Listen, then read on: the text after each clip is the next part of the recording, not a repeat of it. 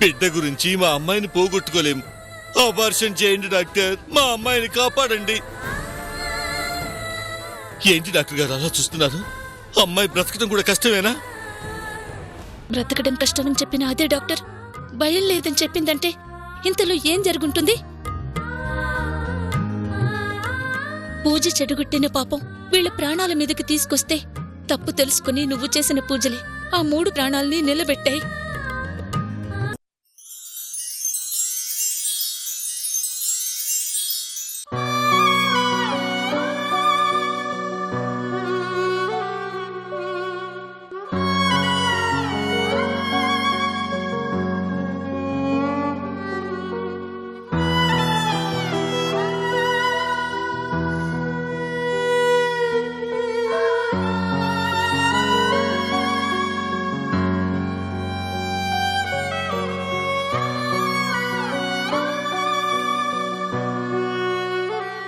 Sorry అమ్మా, నా వల్లే నీకు ఈ కష్టం వచ్చింది. అందరిలో ఆ రోజు నేను పూజ చెడగొట్టడం వల్ల ఇదంతా జరిగింది. డాక్టర్లైతే ఏకంగా నువ్వు బ్రతకవనే చెప్పారమ్మా. బ్రతికి మాత్రం చేసేదేముంది? ఎవరికీ ఏమీ చెప్పలేక బాధపడడం తప్ప. చేసేది తప్పు అని తెలియక చేసిన తప్పమ్మా అది. అందుకు చావు బతుకుల మధ్య ఉన్న నిన్ను చూస్తూ నరకం అనుభవించాకే నాకు అర్థమైంది.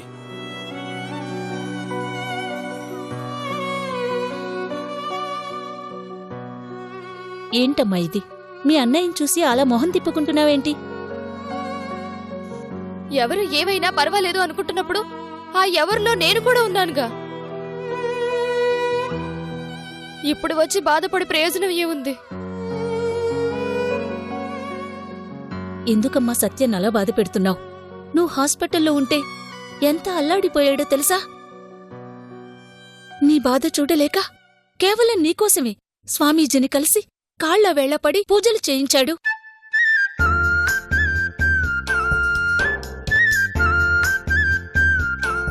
అవునమ్మా, మళ్ళీ మిమ్మల్ని ప్రాణాలతో చూడగలిగాము అంటే అది మీ అన్నయ్య వల్లే. అంటే వదినకు కూడా ఏ ప్రమాదం లేనట్టేనా? మీ వదినకే కాదమ్మా, కడుపులో బిడ్డకు కూడా ప్రమాదం తప్పింది. నిజమా? అవునమ్మా, బిడ్డకి మళ్లీ గుండె కొట్టుకోవడం మొదలైంది. తల్లి బిడ్డ ఇద్దరూ క్షేమమేనని డాక్టర్ కూడా చెప్పారు. చూసావా అన్నయ్య, నువ్వు చేసిన ఒక్క మంచి పని మమ్మల్నందర్నీ ఎలా కాపాడిందో. అందుకే అన్నయ్య వదిన ఆ పూజ జరిపించాలని అంత పాకులాడింది. మొత్తం మీద గండం గడిచిపోయింది. ఎవరి మాట వినని మీ అన్నయ్య నిన్ను ఆ స్థితిలో చూసి మనసు మార్చుకున్నాడు. చెడులో కూడా మంచి జరగడమంటే ఇదే. ముందు వదిన్ని చూడాలి. వెళ్దాం పదత్తయ్యా. రామ్మా. చిన్నగా అమ్మా.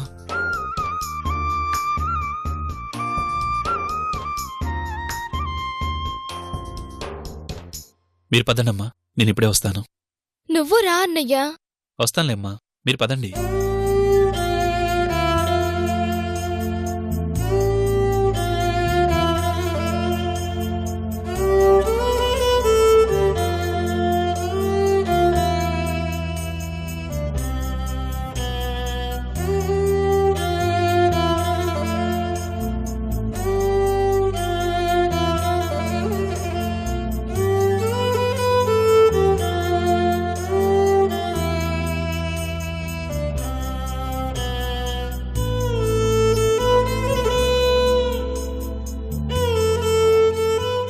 వదినా, వదినా,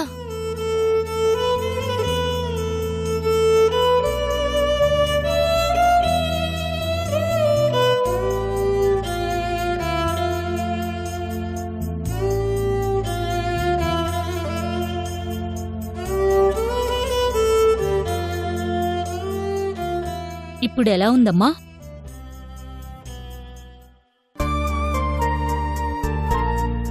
నీకు మళ్ళీ కడుపు నొప్పి వచ్చిందంటే ఏమవుతుందో ఏంటో అని ఎంత భయపడ్డామో తెలుసా? ఈయన కూడా నీ గురించి అల్లాడిపోయారమ్మా.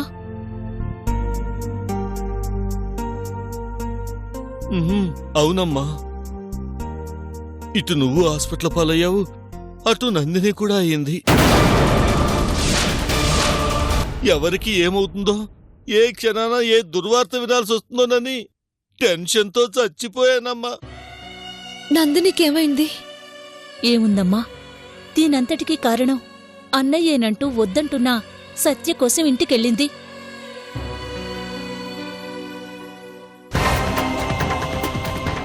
వదినకు గాని కడుపులో బిడ్డకు గాని ఏదైనా జరిగిందంటే ఆ పాపం మాత్రం నీదే.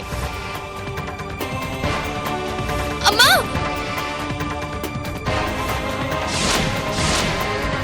ఇంట్లోకి పాము రావడమేమిటో, నట్టింట్లో ఉన్న మనిషిని కాటు వేయడమేమిటో ఏం అర్థం కావట్లేదు. పూజ ఆగిపోయినప్పుడే స్వామీజీ చెప్పారు కదా, అందరికీ కష్టాలు తప్పవని. ఈ పూజలు పునస్కారాలు అన్నీ ఆయన కోసమే, నా కడుపులో పెరుగుతున్న ఆయన బిడ్డ కోసమే అని ఆయనకెందుకు అర్థం కావటం లేదు. అర్థమైందమ్మా.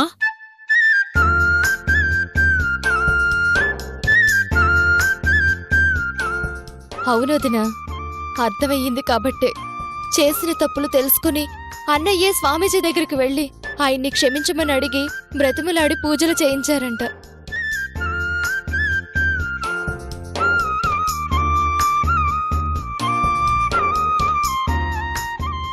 అవునమ్మా, సత్య వెళ్లి పూజలు చేయించి ఆ తీర్థం తెచ్చి మీ ఇద్దరికీ ఇచ్చాకే గండం గడిచింది.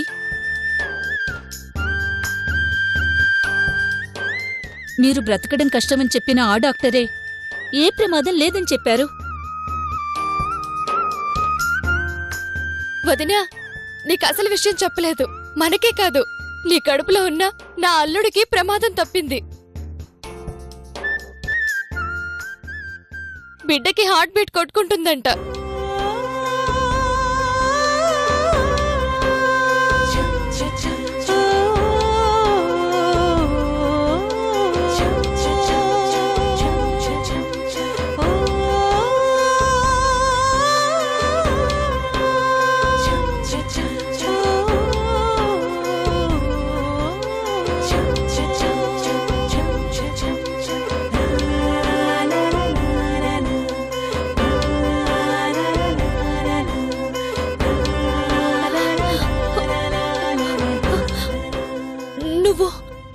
నువ్వు చెప్పేది నిజమా నందిని? అవునమ్మా, డాక్టర్ గారే స్వయంగా ఈ విషయం చెప్పారు.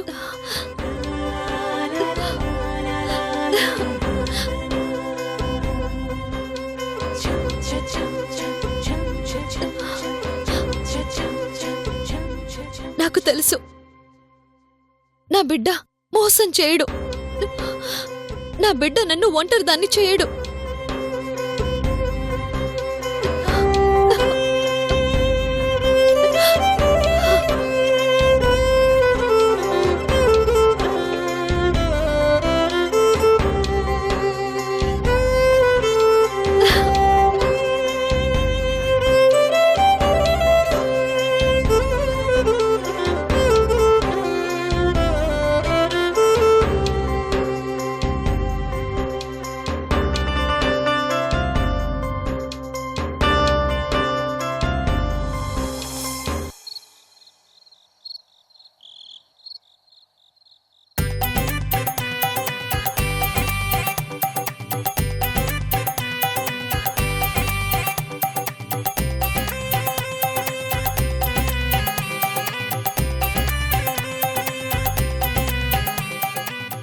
ఏంటి మావా ఇది?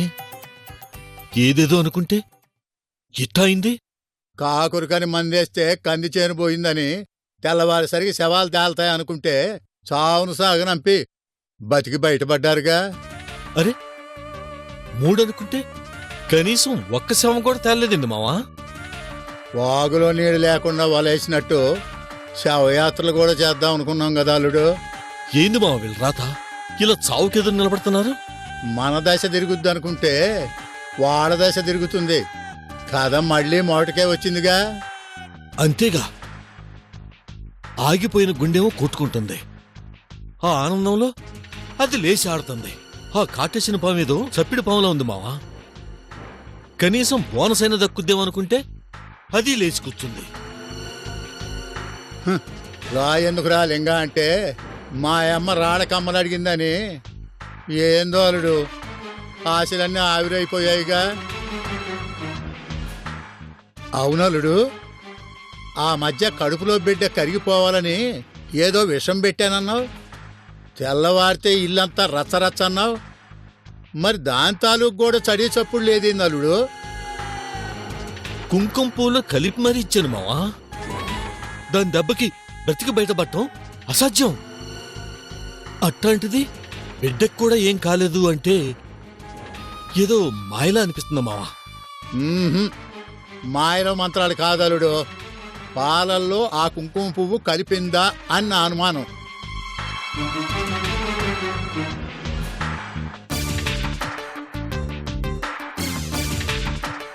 ఎరమర్చిపోయి ఏట్లో గాలం వేసి ఎంతసేపు ఒడ్డున కూర్చున్నా ఏం ప్రయోజనం అల్లుడు.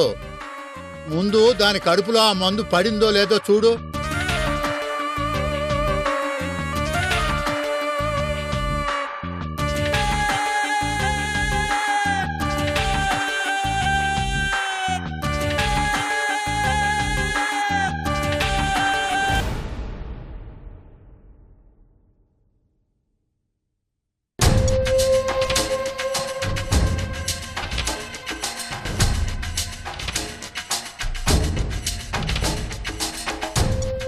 అసలు ఇది ఆ రోజున కుంకుమ పువ్వు కలిపి తాగించిందో లేదో కనుక్కోవాలి.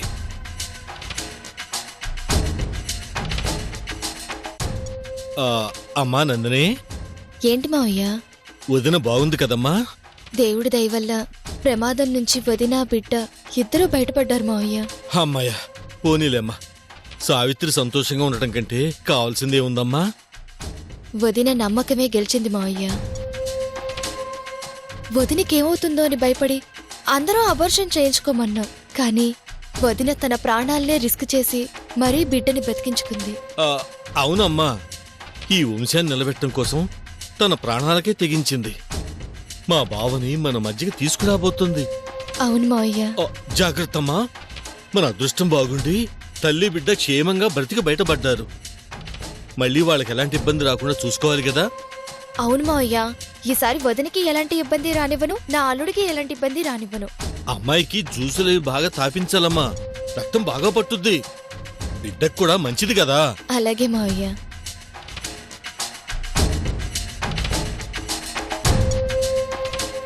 మనం ఎలాగూ గతంలో కాశ్మీర్ నుంచి తెచ్చిచ్చిన కుంకుమ పువ్వు ఇచ్చాం కాబట్టి రంగు గురించి దిగులేదు.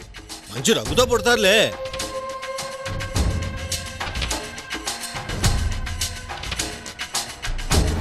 ఆ కుంకుమ పువ్వు మళ్ళీ తెప్పించే అవకాశం ఏమన్నా ఉందా మావయ్య? ఏమ్మా, మళ్ళీ ఎందుకు? ఒకసారి వాడితే చాలు.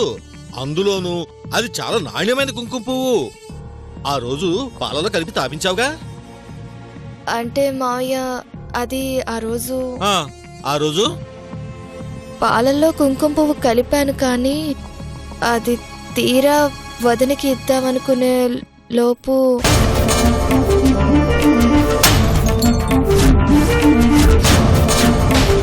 అందుకే మళ్ళీ తెప్పించే అవకాశం ఉంటే తెప్పించండి మావయ్య. తెచ్చింది నేలపాలు చేసి మళ్ళీ తెప్పించమంటున్నావమ్మా? చూద్దాంలే అమ్మా. సారీ మావయ్య, మీరంత ప్రేమగా తెచ్చిచ్చిన కుంకుమ పువ్వు వదినతో తాగించలేకపోయాను. సారీ ఎందుకులేమ్మా. అంటే చాలా దూరం నుంచి తెప్పించారు కదా మావయ్య. అవునవును, చాలా దూరం నుంచి చాలా ఆశగా తెప్పించాను. ప్రయోజనమేముంది? నా కష్టమంతా నేలపాలు చేశావుగా. పర్వాలేదులేమ్మా, ఏం పర్వాలేదు.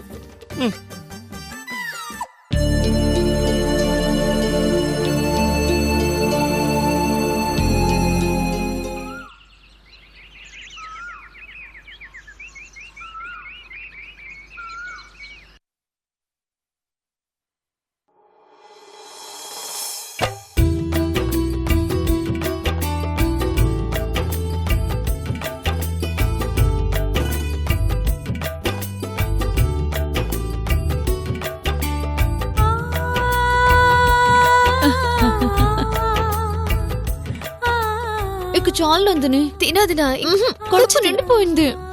తినాల్సిందే.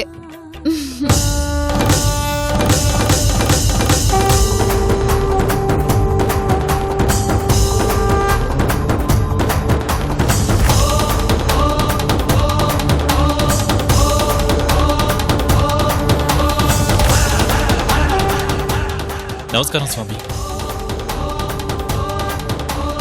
నీ ఇంట మృత్యువు నీడ పడకుండా చేశావు. నాదేముంది స్వామి, అంతా తమరి దయ. తమరు లేకపోతే నా మూర్ఖత్వానికి 3 ప్రాణాలు బలయ్యేవి. ఏది జరిగినా దైవ సంకల్పమే. మనిషిలో మంచిని పుట్టించిన ఆయనే చెడును పుట్టించి రక్షిస్తాడు. నెగ్గినవాణ్ణి ఆయన దగ్గరికి రప్పించుకుంటాడు. ఓడినవాణ్ణి మరో జన్మ ఇచ్చి మరో అవకాశం ఇస్తాడు. రండి స్వామి.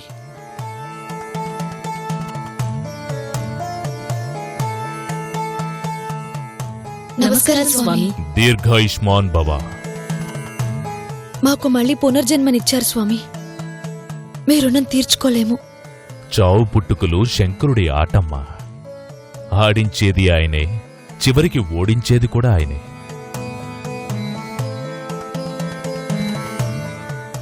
చంపమని చావుని ఇంటి ముంగిటి వరకు పంపి ఆపమని అడ్డుగా నన్ను పంపాడు. ఇంకెవరికీ ఏ ప్రమాదం లేదు కదా స్వామి. దుష్ట ప్రభావం తగ్గింది కాబట్టే మృత్యు మీ దగ్గరకు రాలేకపోయింది.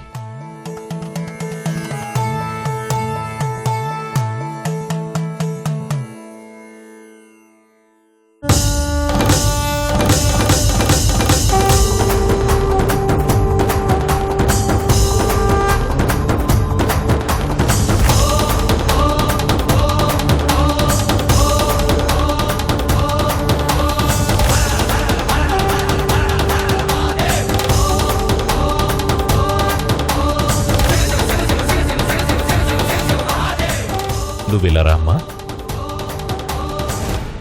చెయ్యలేవమ్మా.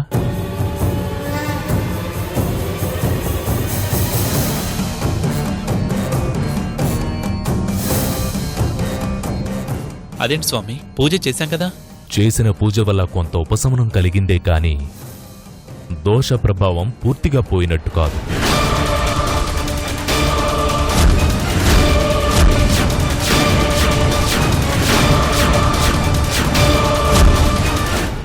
మీ తండ్రిగారు తవ్వించిన పొట్టెక్కడుందో తెలుసుకుని ఆ స్థానంలో శాంతులు జరిపించి పునఃప్రతిష్ఠ జరిపిస్తే దోషానికి పరిపూర్ణంగా నివారణ జరుగుతుంది.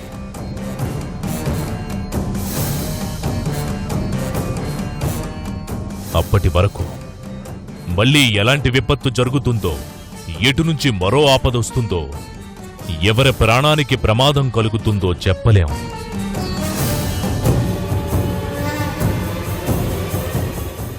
ఆదమరవకండి, ఆపదింకా పొంచే ఉంది.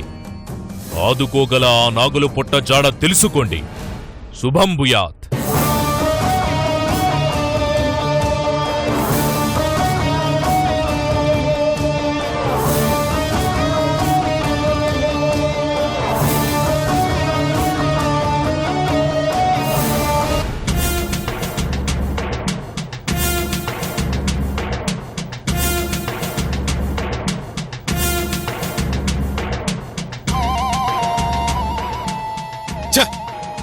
ఏంటి మావ ఇది? మనం అనుకున్నది ఏంది, అయిందేంది? నల్లేరు మీద నడిచిపోదామనుకుంటే పల్లేరు పాదాలకు అడ్డం పడిందని దాన్నేదో చేద్దామనుకోవటం, ఏం చేయలేక నీరసపడటం మామూలు అయిపోయింది అల్లుడు. అది దాని అదృష్టమా, తెలివా, ఏం అర్థం కావట్లేదు మావా. దాని గురించి ఆలోచించి ఆలోచించి బుర్ర రోడ్లో పచ్చడైపోయింది. కోట్లాస్తాలుడు కష్టం ఉంటది, దొరికిన రోజు అంతకంటే సుఖం ఉంటది. ఏం సుఖమో మామా, ఆస్తి వచ్చేసరికి అనుభవించడానికి మనం ఉంటామో లేదోనని అనుమానం వస్తుంది. పాపి చిరాయివని పాపాత్ములకో పాలసీ పెట్టాడు అల్లుడు దేవుడు. ఆ పాలసీ తీసుకున్నాం కాబట్టి మనం అంత త్వరగా భూములే. అసలు ఈ ఆస్తి మనకు వస్తుందంటావా? అది రాణిస్తుందా? బ్యాంకులోకి బ్యాగ్ వేసుకొని పోతే రాసినంత ఇస్తారు. అదే ముసుగేసుకొని పోతే ఉన్నదంతా ఊడ్చేస్తారు.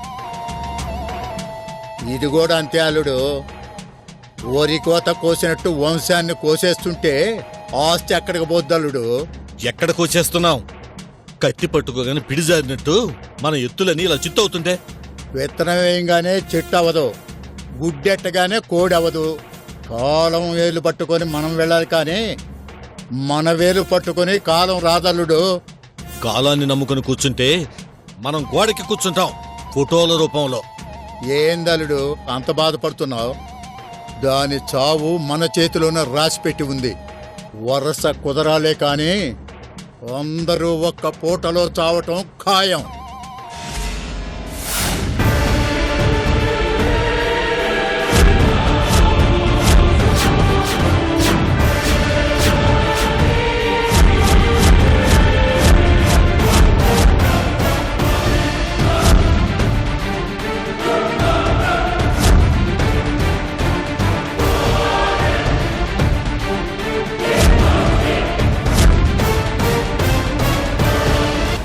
దానికి గాని అనుమానం వచ్చిందంటావా? ఏంటి తాతయ్య, నా గురించేదో మాట్లాడుకుంటున్నట్టున్నారు?